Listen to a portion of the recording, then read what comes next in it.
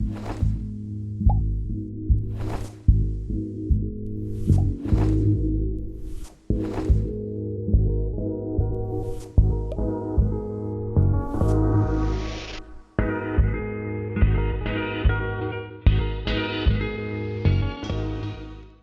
can start off by saying that we have restored the vote. The vote has been restored. And I see a few smiles. Yep, thumbs up. If you didn't know this, you probably do if you're on this call, but I think it was March 3rd, Governor Walz signed voting rights restoration into law.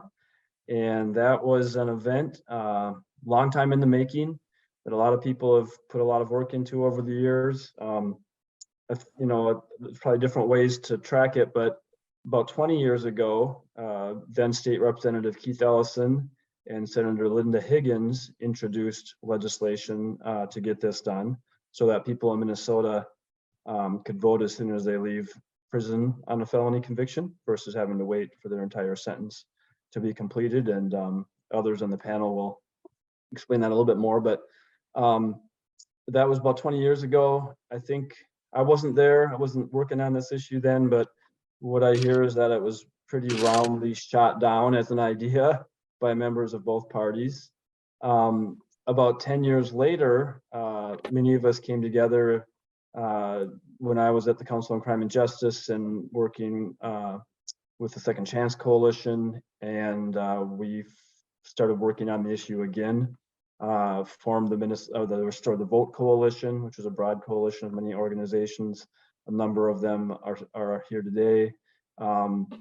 And we started doing more research. I know Professor Eugen did a lot of work then, or we pulled a lot of his research into the work. And I don't know, Chris, were you involved with the Linda Higgins, Keith Ellison effort? Did you testify or anything then? Yeah. Okay, so you may be the senior member of this effort here. Doesn't surprise me. I'll introduce Chris later, but Dr. Chris Eugen with the U of M is a national expert in this issue from the sociology perspective and a huge advocate. Anyway, about 10 years ago, we got some really good traction at the legislature, had bipartisan support. We actually had a DFL governor, DFL House, and DFL Senate, and they would not do it. Hopefully some of our panelists can comment about why they think maybe things have switched from those 10 years ago. And then, more recent, and after that effort, it kind of quieted down a little bit. In recent years, folks picked up the mantle again. I know Janae Bates, who's joining us on the panel, she has been on the ground active on this effort more recently. As like Zeke, who's testified, in the past, others testified. Anyways, I just wanted to give a little bit of the history there of the effort in Minnesota, and to also emphasize that, again, this has been a long time in the making. It's a big deal. A lot of people have been putting a lot of work and effort, and people like Zeke going up there and telling their whole story in front of the legislature is not an easy thing to do. Folks have been doing that and really changing the narrative on this. So I'm looking forward to this being a little bit of a celebration and also, helping us to really understand how we got where we're at and what's next. So with that, I'm going to introduce our panelists. I'll just introduce everybody real quickly. And then as you guys, do your first remarks, if you want to say anything more about your organizations or your background and history that's relevant, please do. I'll start with, I already mentioned Dr. Christopher Eugen from the University of Minnesota, professor in sociology, law, and policy, I believe is his approximate title. Again, Chris is a national expert on this issue and has advocated for it on many occasions over the years. We also have with us Zeke Caligari, who is with the education director. Is that your title, Zeke? I do community outreach. Community outreach at the Minnesota Justice Research Center. Yep. Thanks for joining us, Zeke. And Zeke has been disenfranchised in the past. We also have Janae Bates with Communications Director for Isaiah and Faith in Minnesota. I'm sorry, Faith in Action, right? Faith in Minnesota. Better right the first time. Yep, Faith in Minnesota. Thanks, Janae. Yep. Who has been coordinating the coalition the last several years. She can say more about the specifics of that, but involved in the advocacy on the ground as well. And then we have Dr. Katie Remington Cunningham, who is a research director at the Minnesota Justice Research Center. So with that, I think I'll pass it off to you, Chris, to give us a little bit more of the historical and national landscape background. Great, that's awesome, and I hope my slides will work. I'll give you, a very brief overview. I can talk for hours about this, as Mark knows, and so just hit me with the cane, Will, if you need to. Well, Chris, on that note, if I could just interject, Will, how do you want to handle questions if people have them? Wait till the end, or? Well, I think people should just put them in the chat when they come up, and we can address them later on. But okay, yeah, after the three speakers, we'll go to Q&A. But if you have a question, just feel free to put it in the chat. Thanks, Will. Great. Well, so Mark mentioned I wrote a book called Locked Out in 2006, and we had done a lot of work nationally and around the states on this issue, and so it was really gratifying that finally in 2023 we had some change here. I also have the cover to Locked Out 2022, a report with the Sentencing Project, if folks are interested in more information on the data I'm presenting. So the picture is, as Mark alluded to, was a very kind of emotional day in which Governor Walz signed a bill that restored the voting right, the right to vote for people who were currently under supervision for felony level offenses in Minnesota. So I'm going to start with kind of a quiz about some of the background there. It won't be on your final exam or anything, but I thought I'd at least use some of those techniques. Talk about change and some of the restorations around the country, but also some of the suppression efforts that we've seen. I think that's very important as we chart a course for the future to be ready for some of those things. And then to think about the future in the bigger picture. So across the United States, what do you think is the most common voting policy for people with felony level criminal records? Is it to have no restrictions, restrict the rights of prisoners, as remains the case in Minnesota, even after March 3rd. Restrict the rights of people and parole and probation, or those post-sentence. And I won't be recording your responses, but Mark, what do you think? Put you on the spot. Oh, most common is now, I'm going to say prison only. Prison only, yeah, that's exactly right. So I didn't mean to set you up, buddy. I just wanted to. I'm glad I got it right. It's been a while. This is only though, it's only as of 2020 is this the case? Yeah. That it had been the case. So Minnesota is really part of a much broader wave of reforms in which people who are supervised in the community are have had the right restored, as is the case in almost everywhere else around the world, but it was only recently the case in the United States. So if you look across the states, and I won't dwell on again, you can look at our Sentencing Project report if you're interested in the details.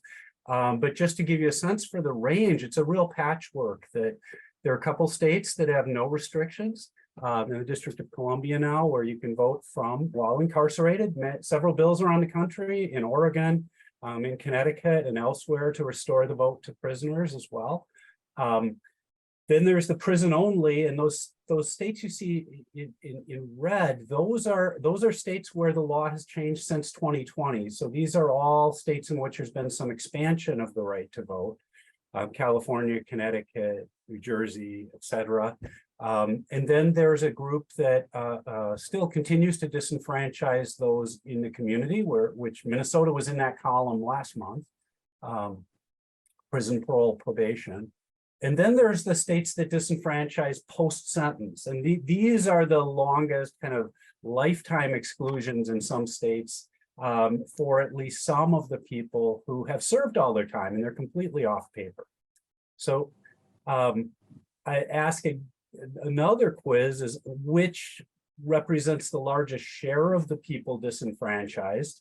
If you add it all up across the country, and I won't make you answer there, it is the post-sentence group.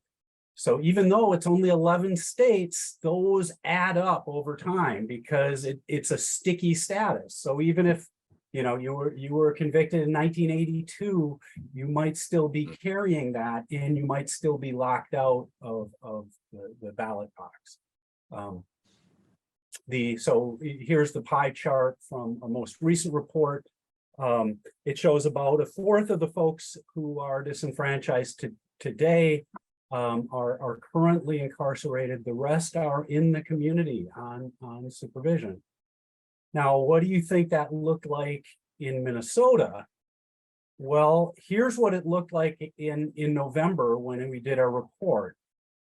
So in Minnesota, we made extensive use of probation relative to prison. And so the big, in my generation, we think of this as a Pac-Man picture or something with this pie chart, that purple piece of that pie is all felony probation. So our numbers in Minnesota were really stacked up in probation. Not as much supervised release as what we can refer to as parole here, and relatively small numbers in prison and jail, at least by US national standards. So it was about 1% of the voting eligible population before the law was changed. Today, it looks like this, where it's about 0.22% of the voting eligible population in the state, mostly folks who are incarcerated in state prisons. And I just looked it up. I think that was a January 2023 number for prison. If you look across the states, though, so the tide has begun to turn, but you can see that it was about 4.6 million in 2022, which is a huge number. That is, it's not quite as many people in our state, but nationally, that's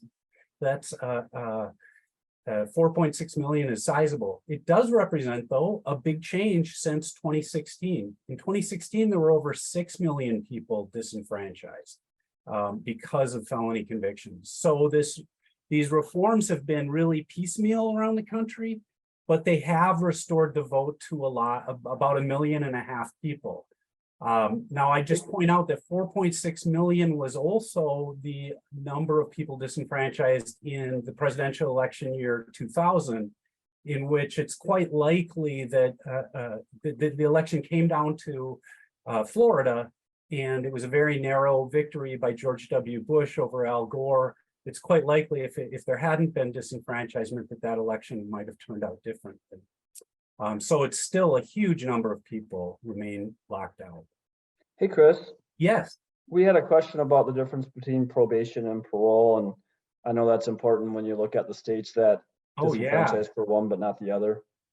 Yeah, very important. So essentially, probation is the supervised release in lieu of a prison term. So basically, you are able to serve your time in the community without going to prison.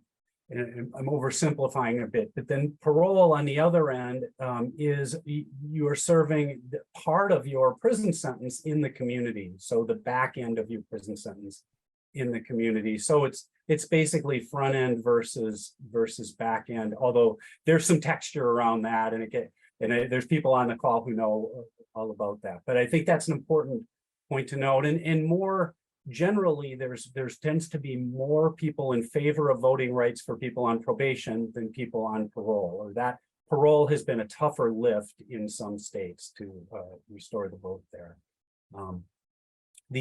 If we add this all up, though, it's about 2% of all adult voting age population across the states. And you can see that the shading here reflects the rate of disenfranchisement. So these up here with Maine and Vermont, that's why they're zero, no restrictions. And then down in some of the southern states where you have over 10% of the population disenfranchised currently.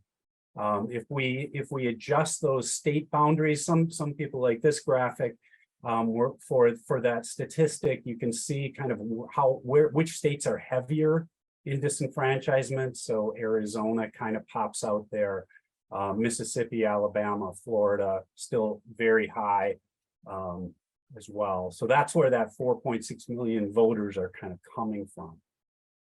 Now, why does the United States, as I mentioned, is an outlier in disenfranchising people, particularly people who are not incarcerated? It's due in part to our racist history, when African-American men gained the vote after 1870, that many of these laws came into being, along with all sorts of other restrictions on the voting rights of African Americans. And we found in particular that the more Black representation in a state's prisons, the more likely they were to pass such a law, which is, I think, leads to the next slide. When were states most likely to pass these restrictions, where they disenfranchised, particularly disenfranchised for life? That was in this 1850 to 1900 period. So this just shows kind of the probability that a state would pass a law in a given year. And it was really in the Civil War Reconstruction era that many of these statutes were passed or embedded in state constitutions. Now, if I ask when, so that was 1850 to 1900.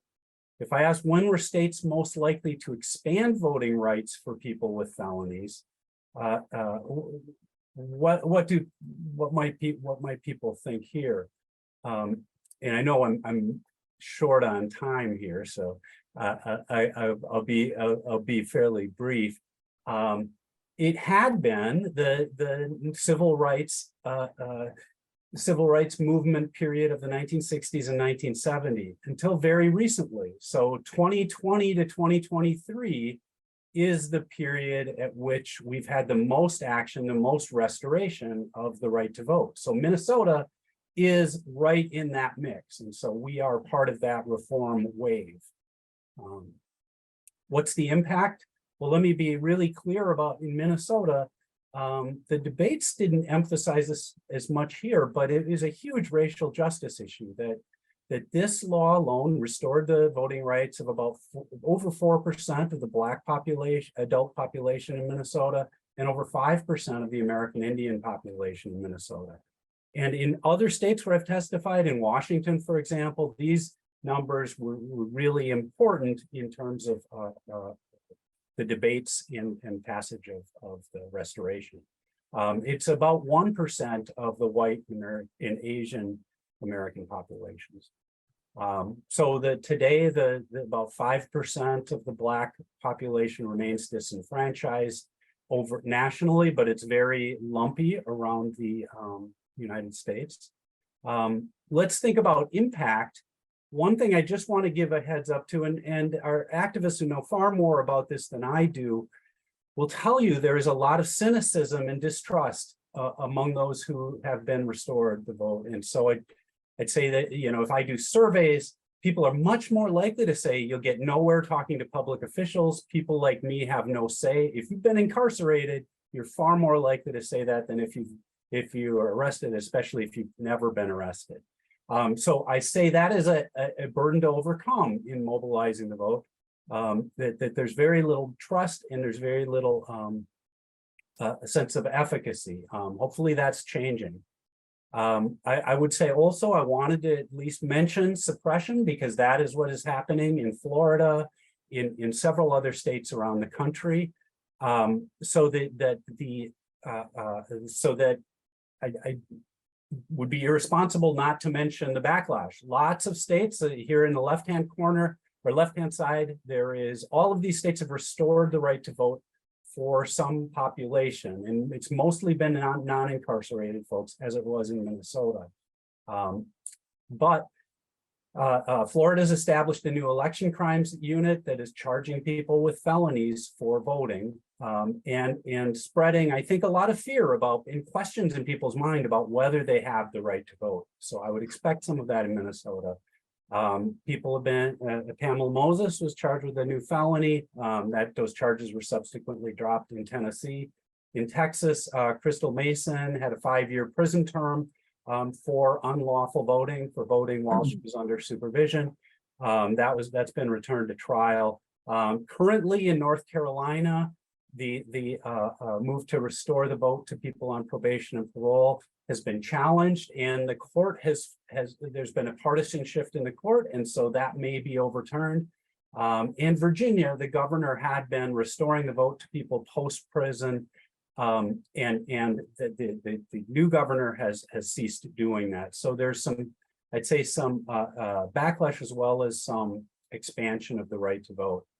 And I'll only briefly mention that we talked a fair amount in the debates about the effect on recidivism. I'm trying to reframe this conversation a little bit in terms of what success looks like in the community, and thinking about voting and civic participation as just another one of these indicators of success. The National Academy of Sciences is part of a group that we did a full report on measuring success in the community. That's available for free download. I also wanted to give a heads up that there's a new documentary based on an experiment that brought some Scandinavian principles to incarceration in Pennsylvania, that is really thinking about normality, understanding prison as the loss of liberty with no other rights restricted. And this we don't have many results yet, but I think in Minnesota that we can start thinking about success and about normalizing life as much as possible, so that there's no further impingement on civil rights or other life statuses than is absolutely necessary. That life inside looks like life outside, and voting is very central to that. So I will stop the share then and not take up any more space. But thank you very much for your interest and attention. Great, thanks, Chris. I addressed a few of the questions in the chat. There's one in there about people voting in different states. And I just want to note that I'm going to speak a little bit after our next two speakers about the confusion that these laws can create for people, and the challenges it creates for advising them whether they should vote or not, and how that has changed in Minnesota, and some of the confusion that's still existing. Good. So if folks have questions about that, maybe hold off until then. So we're going to go on to Janae Bates with Isaiah and Faith in Minnesota, and Janae's going to speak about the Restore the Vote Coalition and getting how this was done on the ground. Thanks for joining us, Janae. Thank you for having me. All right, so hi everyone, Minister Janae Bates, she, her pronouns. I am the communications director at Isaiah and Faith in Minnesota. I was also continues to be the communications chair for the Restore the Vote table. And I've been a part of the table since 2016. And so the Restore the Vote table came together. Mark Hasse, I think you were a part of like the original RTV table. Yeah, I was actually, was working for the Council on Crime and Justice, and then the ACLU and the Minneapolis Foundation coordinating the coalition from like 2011 to 15. So right before you. Yeah. So right before I came. Yeah. So Yeah. thank you Yeah. for laying some excellent foundation for us to really be able to continue to carry this piece of legislation. So just to kind of get into it, and you all should understand, I am not a professor, but what I am is someone who is always thinking about the behavioral science of people and what actually leads them to do things, what motivates them to do things.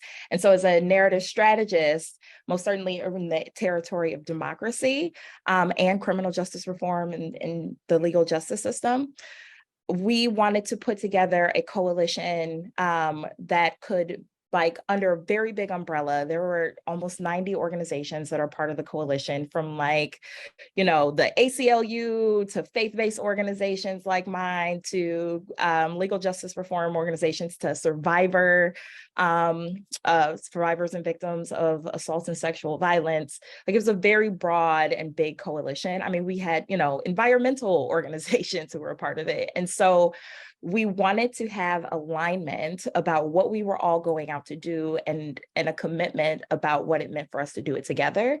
And so naming a few things that that Christopher mentioned, that, you know, knowing that this particular fight is one that we have to fight in the political arena of the messiness of like racialized dog whistles. Most certainly, if you followed any of the hearings on this, you heard a lot of racialized dog whistles. You most certainly heard a lot of fear-based messaging around crime and violence and who's in and who's out. And the coalition, one of the things that we did really, really well was stood firmly in that there were to be zero carve-outs. And quite frankly, we knew, even like in 2016, when we were fighting a battle that we knew we were going to lose over and over again, but inching our way towards a victory, that there was a potential that there would be carve-outs in the end, but the coalition stood firm that we would accept zero carve-outs, even if legislators were willing to. And I do think that that helped us to secure such a strong piece of legislation, because it is important to note that some of the states that were listed that have re-enfranchised folks, some of them actually do carve out certain people depending on their offenses. And so with us, we were really committed to like the vision, the value of being able to make sure that everyone who had an offense could still vote. And what you'd also notice is that we did not, even though most certainly we know that this particular legislation is about making sure that people who are outside of prison are able to vote, which we were very clear as an organization that we weren't going to harp on that piece, because it actually isn't as liberating to think about how we continue to still disenfranchise a bunch of people who are currently incarcerated. And so we wanted to ensure that our messaging and our narrative made it so that, yes, like, we should name voting as a human right, and we continue to disenfranchise people. The graphic in front of you, actually, we updated it later on, but I just never did for this slideshow, but it was 55,000 people. And as been referenced, that 55,000 people also includes the people who are incarcerated. And so it was great to have press and politicians and public alike repeating that 55,000 people are disenfranchised, because that is to be clear that, like, yes, we're going to restore the vote for a whole lot of folks. And we do name like the 55,000 folks. Some of them are still incarcerated, and one day, prayerfully, will be released and be able to vote. But the hope is that we continue to push so that they don't necessarily have to wait until being released. And so with the coalition, we really wanted to be clear, especially in these later iterations, about who the protagonists were of the fight. And that really meant centering people who were truly at the center of the argument. Way too often, I think we have this particular flavor of problem here in Minnesota, where sometimes we talk about a group of people and we fight the good fight for them, but don't actually have them at the table making the decisions. And so this coalition largely did involve very directly impacted folks, people who are impacted by the justice system in a whole number of ways, most certainly people who are formerly incarcerated themselves. You'll get to hear from Zeke directly in a moment. Even on that beautiful day of March 3rd of this year, I did not get to go to the bill signing, but it was because I got to celebrate the bill signing with my husband, who is currently incarcerated at his prison. And so being able to like really center people who, across, all these different issues, the ways in which it affects all of us in our lives, really meant a lot. And so recognizing that the protagonists of the fight, that those who were really centered were going to be real people, we're going to be formerly incarcerated folks, we're going to be folks who were survivors. And then being clear that like it was city and rural and Black and white and individuals and organizations was really important, because we also note that, 70% of the people who got their voting rights restored live in greater Minnesota, even though we're often like talking about this as it's like a metro issue or just a Black issue. I mean, we have noticed that and noted clearly that it disproportionately affects Black folks, but largely white people were ones who got their voting rights restored. And so we have to make sure that everyone is involved in this multiracial democracy we're building. And so as we talk about like the pathways to get there, and what I call the potential payoff, and I'm calling it that just because we know that the huge part of the battle was winning voting rights restoration, yes. And that was opening the door for a multiracial democracy, but we still have to like usher people into the room. And that means getting people registered to vote. That means ensuring that folks actually are being able to exercise their right to vote. And we know across the country, a lot of these states who have restored who have done voting rights restoration, they also have abysmal numbers when it comes to registration and actual voter turnout. And so while the coalition most certainly was about getting us across the proverbial finish line of voting rights restoration through like inspirational posts and ads and, letters to the editor and lots of, press, like we were constantly moving to do all these things, we also recognized that it was about building for something greater and bigger than ourselves. And so, a few of the things that you're seeing in front of you are just a small, minute portion of the things that we're able to get published and put out there for the public and the world to be able to start to see more directly the impact that it could have and what it means for Minnesota to start to recognize the dignity of people through restoring voting rights. So again, this is about really concretely winning for our people, which means we still have a ways to go. And so the coalition is actively fighting right now for automatic voter registration with a very clear lens of, we want to ensure that when folks are released from prison and they go to get their driver's license, that they will actually get automatically registered to vote. So they'll get a voter card sent to their current address, telling them where their voting location is, which we do know is half of the battle for a lot of us who do voter registration work. And we know you have to talk to someone 8 to 9 times before they actually register. And that doesn't include how many times you have to talk to them after that for them to actually make it to a ballot box. And so making sure that things like automatic voter registration happen for these 55,000 folks is something that we are now advocating for, because as again, the fight goes on. And so just closing off with some of the lessons learned. And I like this picture for lessons learned, particularly because like this person is doing a super dope move on their skateboard, but there's really a slight chance that they might not land well. And so, these are lessons that we're learning, but we have to continue to implement them along the way to not botch it on the tail end. And so recognizing that like capacity always needs to be considered. This coalition was started many, many years ago, as we've named. And in these iterations, we've learned like different configurations of people that can really help to expand capacity, because there were larger organizations like myself, like Isaiah, my organization where I am, where I was able to, chair one of the subcommittees, and one of our lead organizers was able to chair another. But there are times, there were also really small organizations that have like a staff of 2 people who still have a real heart for wanting to get this work done. And so how are they able to tap in and like fully be a part of it, and it not be that like it gets overswamped by the orgs that might have more capacity and more resources? And so it really took a lot of like planning on the front end, but also during the fight, and even in the tail now, thinking about how we're going to continue to move forward. And so I kind of named that with these like subcommittees and chairs. Oh my gosh, it was so necessary. And also just like a really good use of our ability to be nimble in the midst of this particular fight. And I'll also name, I know it got lifted up a second ago or earlier in the conversation, but even noting, that back in, 2012, 2013, when there was a trifecta at the legislature and this didn't get done, and we it didn't get done because, we were told there wasn't enough time to get it done. And they had hoped that maybe they would get it done the following year.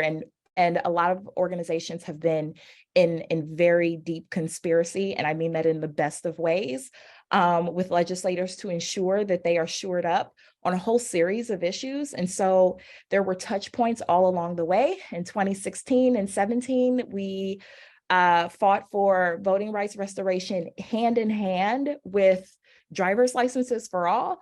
I don't know if folks were around during that particular legislature where immigrants, undocumented immigrants, and incarcerated people were pitted against one another at the legislature, and we intentionally moved together. And we lost that fight, and we're told it was because we had to pick one.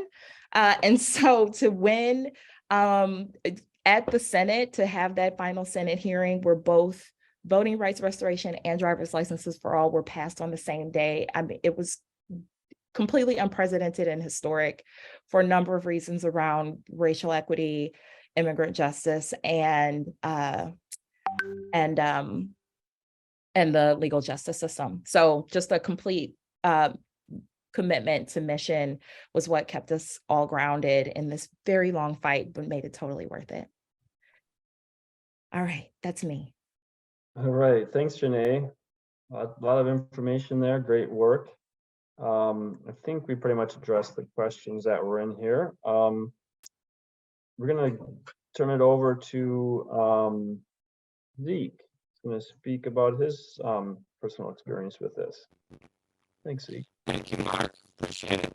I'm Zeke Caligiuri. I don't know if others here, like your audio is really bad. It sounds like a little staticky. Am I a little better?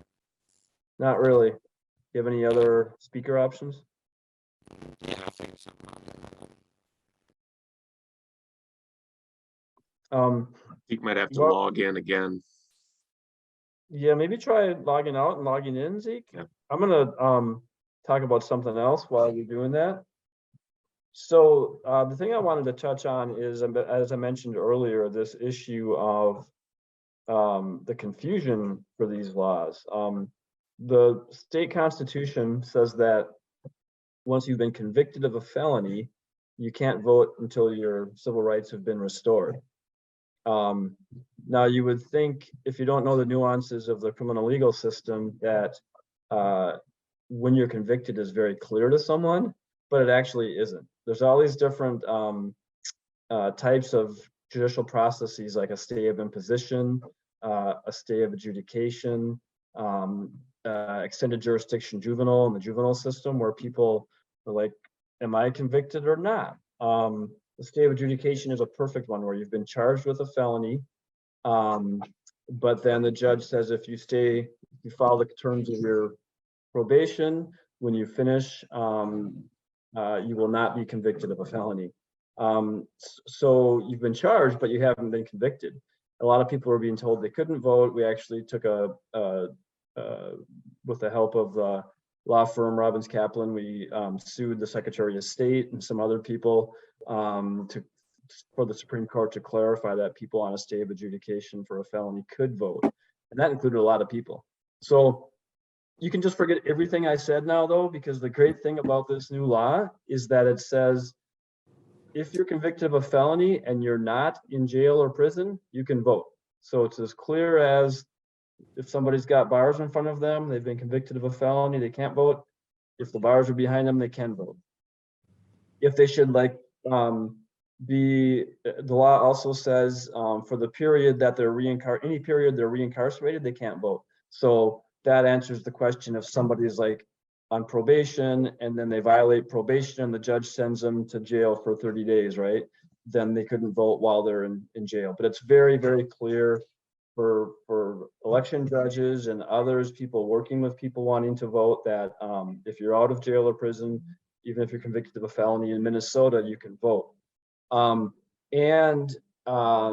There's also an issue that came up in the question. If, say you're from Florida and you still have some fines to pay, so you can't vote there because you're convicted of a felony, you move to Minnesota, now you can vote in Minnesota, because where you can, how you vote is determined by the jurisdiction from whence you vote. So the question was also, if somebody moved to Florida and they hadn't paid their fines here, somebody might be able to make the argument in Florida that they can't vote. That's still a little bit of a complicating factor, but again, the law here prevails. So if you're out of jail or prison, you can vote. A final note, especially if anybody in this call is like a criminal defense attorney, or if you're working with people in jail, for somebody, you can vote from jail. You've always been able to vote from jail, which is different than prison, right? Prison is for felonies, longer than a year. Somebody in a local jail can vote as long as they're not currently serving a felony conviction sentence. And so that is still going to be a little bit tricky. And I think that's also an area that we've talked about over the years of trying to get more outreach to jails and helping people vote from jail. There's challenges because people are so transient there, but it's something we can keep working on to increase those numbers of voters, increase engagement. But if somebody's in jail on a stay of imposition, a stay of adjudication, for example, there might be some confusion around that. If that's the case, they should talk to their lawyer or talk to a lawyer, because we don't want people voting when they can't, right? So with that, Zeke, how's the sound? Let's try it again. Does it sound a little better? That is much better. Okay. I'm sure it was the hookup. All right. Thank you, Mark. I am Zeke Caligiuri. I do community outreach with the Minnesota Justice Research Center, and I've worked on several voting campaigns. He alluded to it earlier. Mark alluded to it earlier. I am system impacted. I spent over 22 years incarcerated right here in the state of Minnesota. And during that time, I was a part of several different campaigns that were trying to bring back a vote to disenfranchise peoples. I do this because I care about human beings who live in cages, and I care very much about the empowerment of people in those places and people coming out of those places. I believe it has so much more to do with the humanity of individual people versus maybe some of the choices they've made during the course of their lives. Maybe something I can maybe fill in that's a little different than some of the things that Dr. Eugen mentioned about the periods of time and how we really got to this point. Because if you looked at his graph and you saw the way it raised and the numbers of disenfranchised people in the state of Minnesota increasing, it parallels very much with the way we started sentencing in the 90s. And I think that's something that we really need to kind of look at a little bit, right? I mean, America, we now understand as a term, mass incarceration, as something that's a real thing. There is all this data that has shown us what over punitive strategies for public safety create. And it's done this across the country. It's done it in our state too. So to put some things in perspective, we were talking about 2003 when originally this bill surfaced. We've heard Keith Ellison mention that he was integral in the introduction of it at this point, and it got shot down. Mark, you spoke a little bit about what the attitude was towards that, and maybe that was Chris back then. And you have to also kind of look at it in a sense that we were in a point when the idea was fill the places up, but strip them down. So if we could create as many beds without really having to be invested in other ways financially, we could do that. But what it did was it created an enormous population inside of the prisons that would inevitably come out. If 90% of these people will come out at some point, then we know that we're going to have to figure out ways in which we are going to house them and employ them and include them in the structures of our society. And so it's always really mattered to me the way human beings are treated in those spots. When we lived in those places, I think most of the people that I know and care most about, and the people I've had the deepest conversations with, would all recognize that they've created harms, they've done some things to other people that they really can't take back. You can't measure those in another way.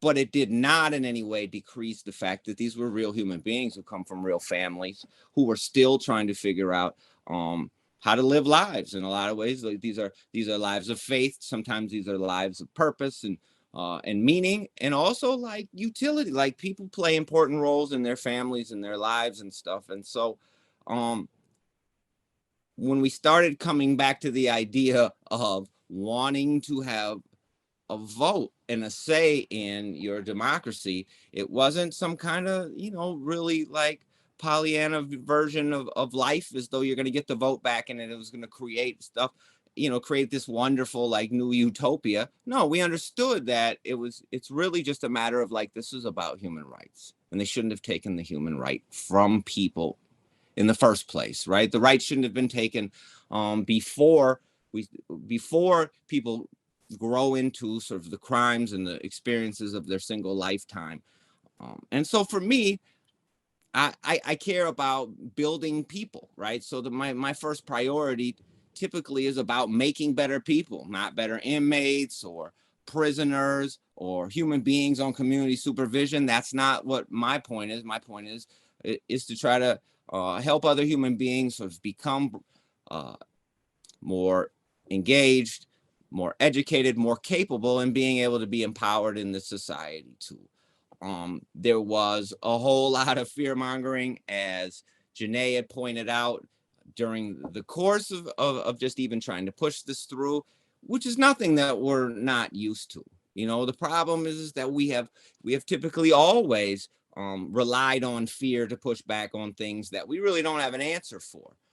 These were things that we should have figured out our ways to confront public safety and trying to make a safer society for all of these years, instead of using these ideas of fear against people in order to create more time. So I saw one of the questions in the chat was, why did we decide to give people's voting rights back to people once they come out versus say after they're done with their time? Well, what we learned from the 90s and the 2000s was that Minnesota isn't soft on crime.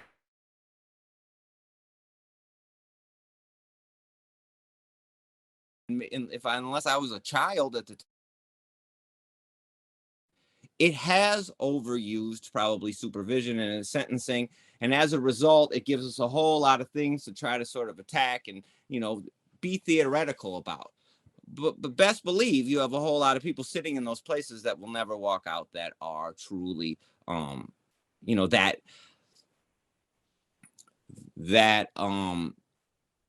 would never tell you that the state was soft on crime. So a lot of it was really just about trying to create avenues in which people who are trying to rebuild themselves have another element.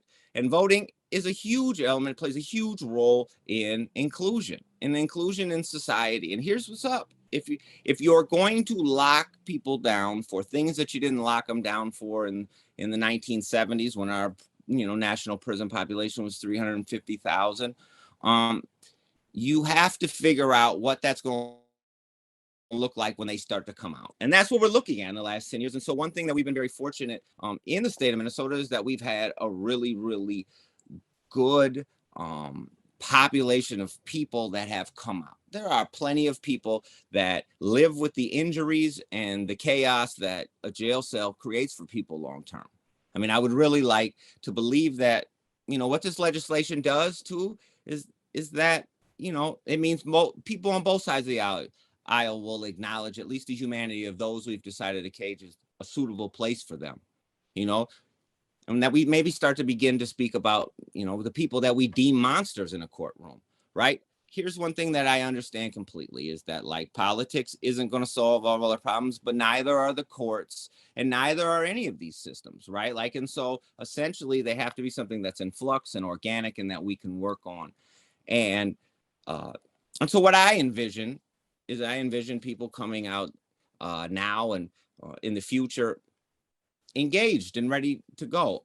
There's a couple of components that we're going to have to definitely look at. You know, one, you know, I would love to believe that, you know, we're going to get out and that, you know, you're going to have a lot of like support and ready to go and like people, a lot of enthusiasm to go vote.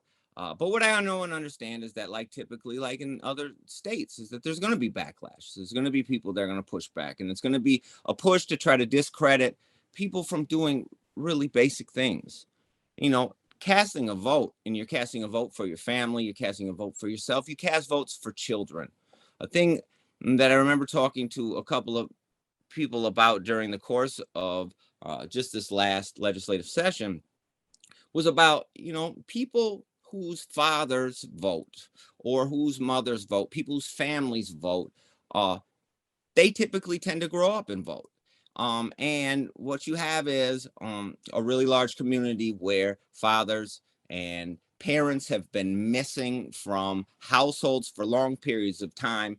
And it becomes another thing in order to be able to return home and be able to engage with your family members about that, right? I remember being a young person and going to Como Zoo because it was free, right? And seeing the gorilla back in the 80s, they would keep this gorilla in this little small cage and he would just sit there and watch you.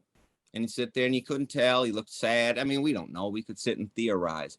But it was a small confined space. And I don't think today we would even consider that. And so like, I think like with a lot of things, I am hoping that what this does is it creates enough consciousness. It puts enough people like myself who our system impacted in a way like where we're organizing around the ideas that matter to us. What I understand that's a little separate from that is that even as a community, we are not completely a unified community. We are people that pretty much, you know, grown up out of division and lived in institutions. And so as a result, we've created communities that have a bunch of division. And so it's natural that some people are going to be more conservative and others are going to be more progressive, and that expecting that people are going to always be on the same page or vote along the same lines is, you know, is kind of unrealistic. However, this is the time when we start to look at the things that create mutual self-interest. This is the time when we're able to start looking at the things that really do matter to us. And that like sometimes like if there were people who stood on a House or Senate floor and you know, and they were willing to just sort of discard our life experiences like that like maybe people will think twice about supporting that person, or maybe we have to come up with some conservative candidates that are also recognizing the impact of mass incarceration, the impact of what a jail cell does to a human being. I just want everybody to understand that there's a violence in that, and expecting people to come out of these places completely unscathed is unrealistic. You know, it's really important that what we're able to do addresses the harms that have come from those places as well. There are a few things I would say now moving forward to. We're going to definitely need to sort of corral all of these disenfranchised citizens who have never sort of been organized in one place before, and not corral them physically, but in a way like where we know who they are and we can able to go to them and make sure they understand that they now have their voting rights back. And that's difficult. We know we try to organize a similar campaign this last year before people were reenfranchised, and now we have this many more people we are hoping. And what it's going to take is it's going to take some help from systems that in the past haven't necessarily always been super friendly to us, especially after you've committed crimes and you have been given a certain status in our society. And so like it'll be really important to see if those systems, I'm including corrections, I'm including our different municipalities, as far as to see how much they'll help us with being able to organize around people who have otherwise been not counted. And so and then beyond that too, it's really important that we start to build a civic engagement strategy, an education strategy that's basically teaching folks who have never felt the need to know any of these things so they understand the power of their vote, right? I'm super honored to be here. I'm super honored to be able to speak on this topic because it is something that mattered a whole lot to my mother, and it matters a whole lot to the people that I still talk to who are incarcerated.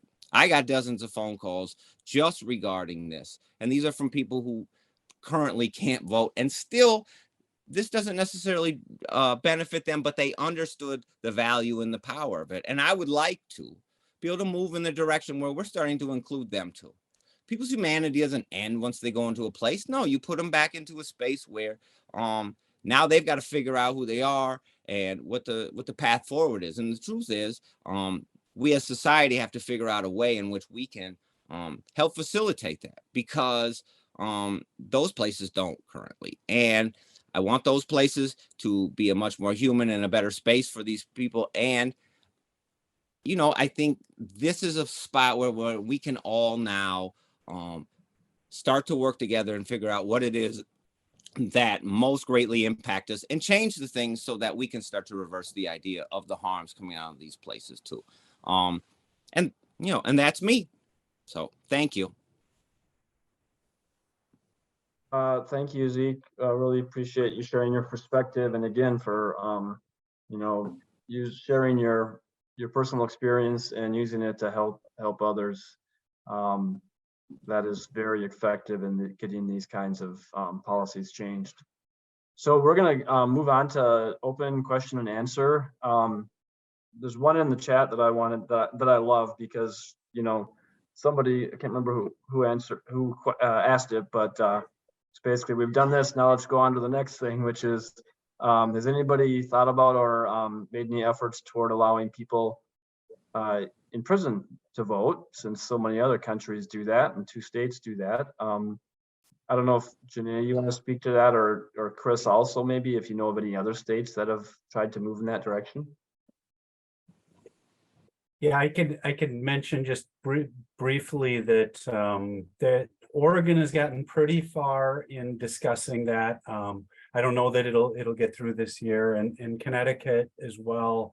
There's a bill, and it does seem to follow where there's been a move like the one Minnesota made, that it becomes a next step. But I will say one of the issues is that public opinion is more divided on this issue. There are clear majorities across the nation support restoring the right to vote for people who are currently on probation or parole, but fewer, less than half currently around the country would support restoring the right to vote for prisoners. Even though there's not really a great legal or philosophical reason for that split, I just say it's a tougher lift on the ground.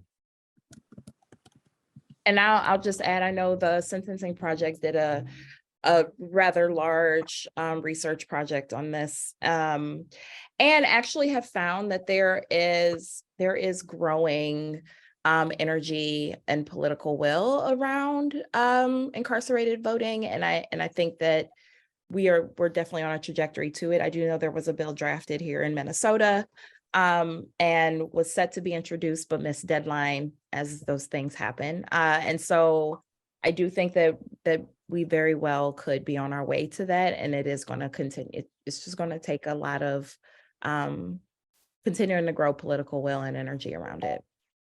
Yeah, I could, one sort of myth out there is that there's all sorts of practical problems, or it's really difficult to do. That's not the case in places where it's done. Administratively, it's not that difficult. And the conversation is different around the world. I was at a conference in Spain where the real debate was about whether people should be able to hold office from prison.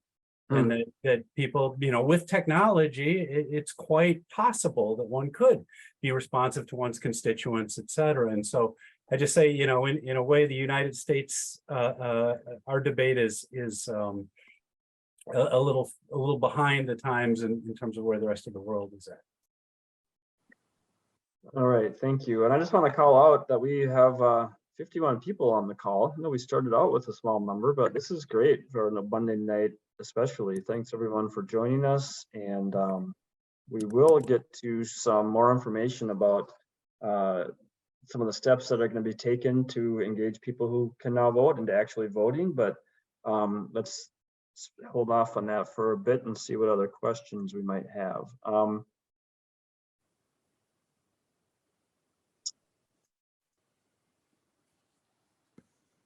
There was somebody responded to this, but I'm going to look at yours, Will. And I heard this, at the legislature 10 years ago, this idea that people who are on probation, their probation officer is going to influence them how to vote, and we can't let that happen. Nobody else has a probation officer that's going to tell them how to vote. And another one was, well, people are going to vote for people who are going to just change the laws so they're not crimes anymore. And those are two different things. But any thoughts from any of the panelists on those? Yeah, that's also a bit of myth busting on, especially the latter, the idea that there'd be a criminal voting block. There's absolutely no evidence of that. And clearly, folks who are justice impacted on the call can speak to that. There's a real diversity of political opinion, just as there is in the United States more generally, but that's certainly not the case. And yeah, and kind of on the probation officer note, I just want to call out Janae's comment that they've already talked to somebody whose probation officer said that wasn't included in the bill passage. So we got to make sure that misinformation, even though, like I said, this is very simple, that isn't happening. Yeah, and honestly, there have been signs in probation offices that say that it is a felony to vote while you're on probation. And so I just note that that's part of the outreach effort. I mean, that those can't linger. And in some states they have. In Colorado, the voting registration form didn't reflect the change in the law where they restored the vote. And so the implementation is a real complicated and important process. And I know folks on the call think a lot about that and are doing that work. Well, and there's an art form to sort of organizing too, right? I don't know. I think there are very good people, very capable people that are already starting to sort of try to hammer out what this strategy is going to be. They started before it ever got passed. And how we get people to do it, it's going to be a whole other story. It's going to be a lot of engagement. It's going to be a lot of community work. But that's what comes with it. It's what comes with it. In other states that they've done that, I know I've met with people from different states who have they've been re-enfranchised. I even spoke with Desmond Meade, who is in Florida, who was instrumental in getting that legislation passed. Obviously, they ran into these huge hiccups where you started using fines and fees as a way to restrict folks. And so there are certainly people out here and some battle tested strategies, but it's going to be some I guess some kind of trial and error. So but understand that people are aware of it and are on top of it. And so I think a lot of it is going to be just hitting people on the way out the door. So as people come, that might be public record that we can address. But it's the right problem to have because it's the right thing to do. There were some questions prepared beforehand in case we didn't eat enough. And there's one I really want to ask because I think it gets to the strategies around this and the being smart about getting these things done. And there was an op-ed in the Star Tribune about this, but it's something that other pundits have talked about, and that's the idea that we do have sharp increases in homicides, non-fatal shootings, carjackings across the country. And there are some that would say that Democrats are making a mistake by focusing and prioritizing something like voting rights restoration, and really, you know, we've got to focus on public safety. Anybody want to respond to that? Maybe I'll ask Janae, just since you're the communications person. Janae, what do you think are the best strategies for responding to that from a communications perspective? And I'm sorry, we're talking about for this last question around like public safety? Yeah, like you know, the idea that it's not wise, like maybe the Democrats, because they're the ones that mostly, you know, it was a bipartisan bill, but it was you know, the trifecta that really got this done, and that it's they're not paying attention to real public safety. They're, you know, voting, yeah, maybe voting is important, but it's not the priority right now. Yeah. So what we do know is that and I know Attorney General Keith Ellison talked about this a lot, that what you see as far as this notion of like criminality and people actually experiencing these like positive social engagement activities, and the correlation that like when people get to experience more and more things in community that are like positive ways of doing things, like voting, for example, like this like positive impact of social engagement and civic engagement, it actually lowers your likelihood of committing a crime or having criminality in your background. And so it is, I mean, and he's taken it as far as to say like everybody should have to vote once you're out of prison, but it is most certainly showing that, you know, people, when you actually do feel completely engaged in community, connected to community, this is like it is a net benefit for all of us, and most certainly for public safety. And then the other thing is that, you know, and this is also very true, is that we can walk and chew gum. And so as we're talking about the issues of public safety and community, and, you know, having like recognizing that a lot of numbers around crime are actually lower, they're lowering. The uptick that we saw a year ago has been lower, and yet we still have to wrestle with like what people are really feeling in community or what they're seeing on the news over and over again. And how are we doing real things that actually do expand safety for people? And so we're seeing investments in that. And part of those investments are making sure that folks are feeling like connected and having like their basic needs met. And getting to vote means you have a say about how those basic needs are getting met. Thank you. And I would point out that when we went the opposite route in the 90s and 2000s, it failed. We now have a system that you can't even keep track of things. We can't even.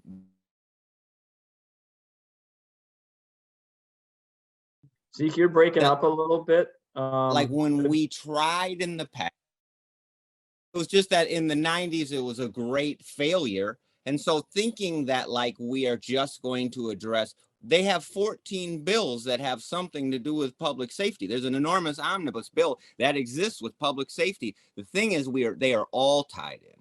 Crime is a very social thing. And when the elements of society change, crime changes. We just came out of a really difficult period of time with a pandemic, with a murder on a street corner in front of the entire world. And we got a response from young people that we thought we weren't prepared for, right? And I know that it's the easiest thing to jump out and say right away, now all of a sudden we need to start adding time to these sentences and start being much stricter in a way. Like, I don't think you understand. If you are going to do that, you have to figure out how then you are going to house these people once they get there. Because Minnesota, like the rest of the state, is really good at locking people up, but they're terrible at keeping them. They're terrible at rehabilitating folks. So like, my point is that like something has to be done differently than we did the last time around.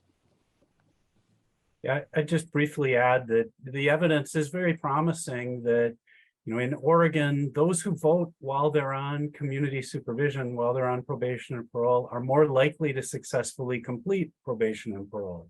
And I found in Minnesota that those who vote while they are after release tend to do better. They're much less likely to return to the system.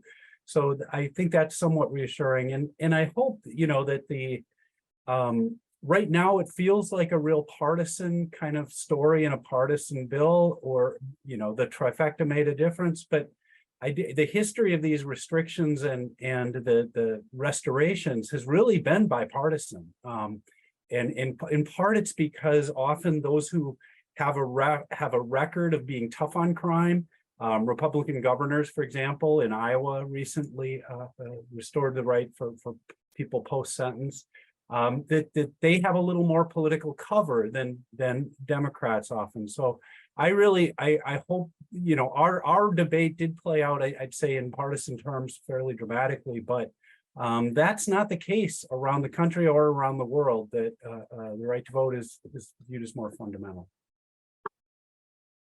All right, thank you all. We're running out of time here, and I want to make sure we get to at least part of the what's next. Dr. Katie Remington Cunningham with the Justice Research Center is going to talk about some of the voter engagement work that's coming up.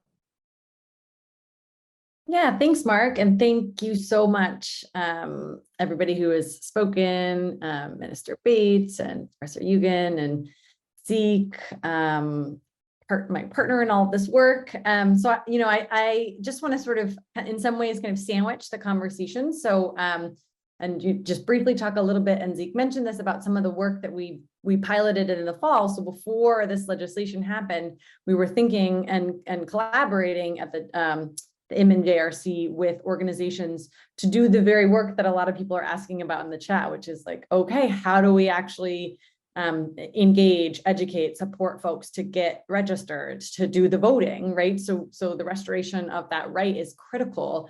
And then how do we support and get rid of those, signs and probation officers? And the work is massive. And so we undertook a really small pilot this fall prior to the legislation, really to sort of explore that question. And so in a wildly quick timeline, a group of organizations, the People's Canvass, Turnout, so folks who were themselves formerly incarcerated, really led a lot of the trainings and the work to bring together volunteers. We had, I think in the end, we did 12 phone banks over the course of 4 weeks prior to the November election. So really sort of a fast turnaround, and brought together around like 70 volunteers. So, anyone who was interested in really trying to focus on connecting with people who had some kind of connection to the criminal legal system. So we really did volunteer recruitment with folks who were system impacted, and then also folks who work in the legal system. So really kind of coming at it from different sides, and survivors and victims as well. And we collected data. So as an organization, that cares about and does research, we tried to really document and understand what might work best. So we explored phone calls and text messages, and we explored different kinds of messages. So one of the questions for us, in addition to how do we do this outreach, what do we say? And so there's, some interesting research around, do you connect with somebody who's formerly incarcerated and sort of focus on their system involvement as the reason that they should vote, right? You're being governed by a system that's really impacted your life. You sort of focus on that mission. Or is that stigmatizing? Do you connect with that person as Zeke meant and their humanity, and you do a sort of a get out the vote message that really doesn't focus on their system involvement, instead really focuses on them as a community member, as a citizen. And so we tested that. We were hoping to be able to share some really preliminary findings today, but one of the biggest challenges was the quality of data, if you will. So the contact information to connect with folks is really hard to get good numbers, good addresses. Normal get out the vote kind of efforts. You can get voter registration lists. There are publicly available databases, but we are really focusing on a hard to reach population. And so we've had to do a lot of really sort of swimming through phone calls and listening to recordings. We made over 10,000 phone calls. And so now we're really diving actually deep in to try to determine wrong numbers, and who do we actually reach, to then be able to explore the outcome. So stay tuned for our short report on that. And what we're going to do is try to really continue that work. So now that, as Zeke mentioned, we've really got a significant now task ahead of us, a totally new set of messages, right? I think there was conversation earlier around about the very understandable distrust and the miseducation.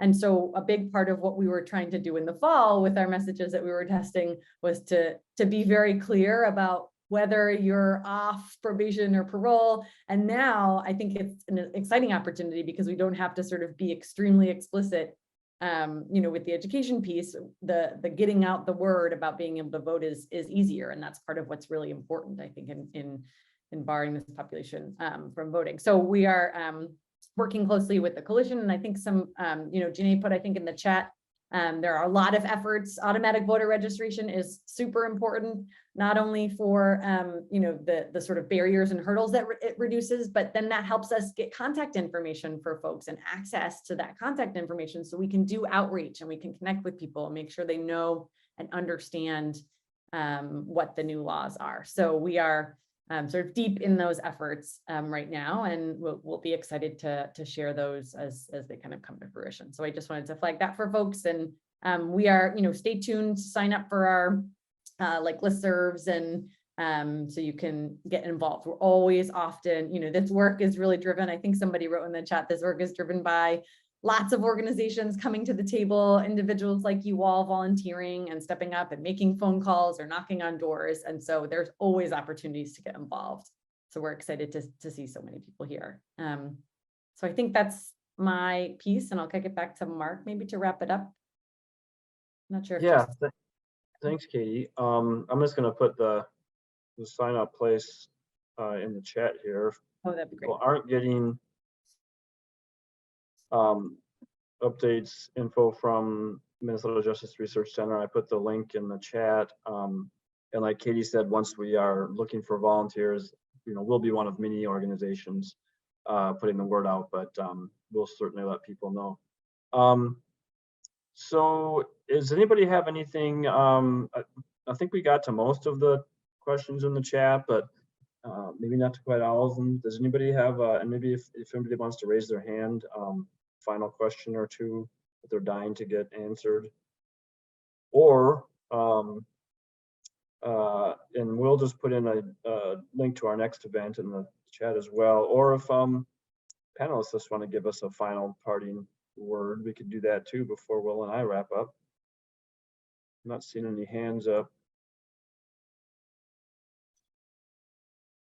Oh, Grant, you want to ask a question? Yeah, hi. I asked it in the chat, but I expanded more on it.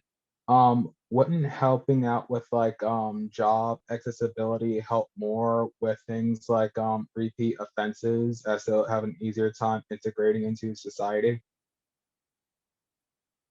Yeah, Grant, I mean, I can kind of take that because I've done a lot of work in the past on reentries issues broadly, and Dr. Ewan is his area of research, but there's all kinds of things that are important for helping somebody to reintegrate, right? Jobs, housing, those are probably the two that need to get needs met immediately. And then but for all the reasons you've heard, voting is something we absolutely shouldn't be taking away needlessly when it can be a positive thing and a way to reintegrate. I don't know, Chris, do you want to say anything about the research around what's most?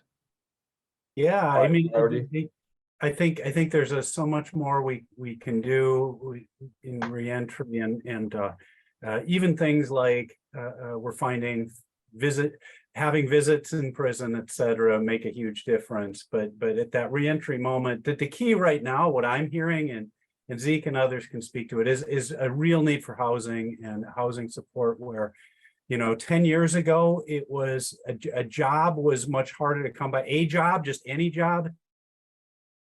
And today that's maybe a little lower than the housing need, but others can speak to that as well. Yeah, that there are places that are hiring. There are places to integrate. There is much more acceptance this day and age. Although I have spoken to people in greater Minnesota, it's still very difficult for them sometimes in a lot of these places. But housing is a key. Like if we don't get to housing, I think that's something that could blow up in the next few years if we don't address it correctly. And that's just for people in general, not just justice impacted folks. It's just Martin, I see you have your hand up. Maybe we'll take one more question. Yeah, on the for like the next election, what percent of people affected by this, how many of them will actually vote, do you estimate? Yeah, I think Dr. Eugen has the best information on that based on other places, right? Yeah, sadly, we expect it'll be a relatively small percentage. It's going to take, but I would say we have some efficacy on that. So I don't want to, I don't want people to get too fatalistic that the MJRC is going to have something to say about what that turnout rate is. And the one of the challenges for voting, the two things that really matter are education and housing stability. And so until folks have as Katie was saying, that we don't, it's hard to reach folks. Well, it's hard. It's also hard for people to vote until they have stable places to live. And so we see that increase over the life course. So I will expect, though, by, folks who are older and folks who are more established in their communities, and many of the people who are 40,000 or so who are on probation fall into those categories, that we will see some takeout. I just have to, the important thing is establishing clarity, because we've had several hundred prosecutions for unlawful voting in our state. And I've defended them. And often it comes down to people being confused about when they were off paper. And so that is hardwired and that is ingrained. And people say, I don't want to chance it when I ask about them voting, even years later. So it's going to take some outreach there, and folks on this call and Minister Bates and others have put some resources in there, that it's so super important to spread the word that, hey, we have a clean law, we have a clean status of that. So that means there should be no confusion at the polls, and you are not at risk if you go vote.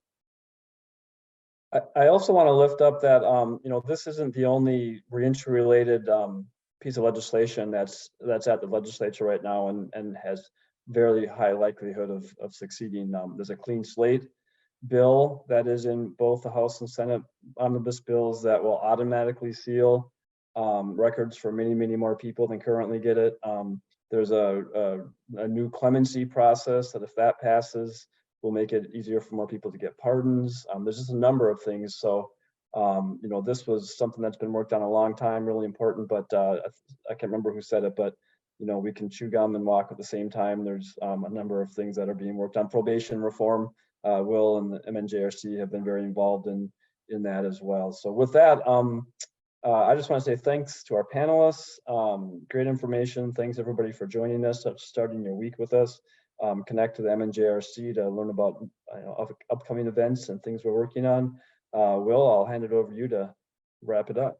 Yeah, I'll just close with echoing what Mark said. That's our next event. We are going to walk and chew gum at the same time, right? And this is what we're focusing on the April 11th event. We got to keep people in the community when they're on community supervision. Right now, being revoked from community supervision is a big driver of mass incarceration. About 2 out of every 3 admits to prison in Minnesota are because they get their probation or supervised release revoked. So this stuff, and it's so important, the housing, the jobs, true reentry is part of what we're doing. And that's what we'll be focusing on next week. So I hope everybody can make that session as well. We'll have Representative Athena Hollins is going to talk us through the various things that are going on at the legislature. So thanks so much from the MNJRC. Mark, thanks for hosting. You're welcome. All Good right, night, everybody. Keep up the work.